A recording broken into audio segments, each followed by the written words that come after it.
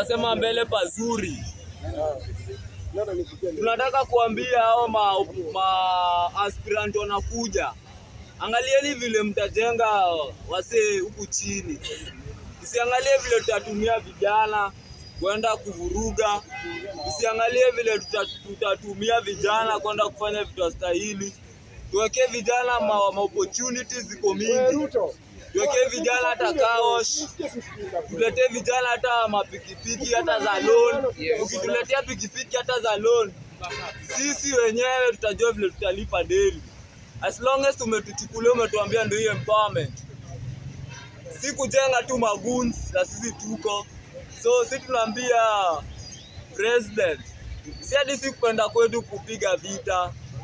Sisi kupenda kwetu kukataa.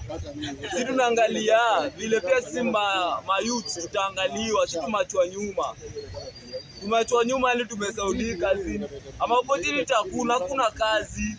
Na tukiangalia ni kitu kidogo. Tukifanya hii turekebishe hapa, mambo itakuwa poa. Tukichukua hii tufanye hii, sitakuwa poa. So mimi naambia majenzi, tusichoke. Our voice, our future. Sasa tukikaliwa chapati, tukiwa wabidi na watoto, tutakaliwa bado chapati. So sasa sauti yetu ndio itatuweka penye tunafaa.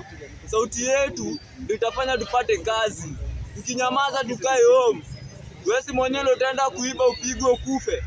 Na unaweza ambia serikali unataka kazi na upewe kazi. So sisi tunaambia Bwana William Samoei Ruto, angalia vijana wa ground. Angalia vijana huku chini. Huku hii side ndio kuna kura. Huku nje ndio kuna kadi. So sisi tunasema haina mambo mingi. Tunataka tu ile support kama majenzi tumesaudika. Ile tukipata tu support kidogo tutakuwa mbele. Na tunaambia gava, si kupenda kwetu kuwapiga vita. Nyinyi ndio mtaki kutupea kazi. Nyinyi ndio kwanza unaachilia finance bill. Kila kitu inapanda na hakuna kazi, inapanda na hakuna aje. So turekebishe nini na tuangalie. Asante.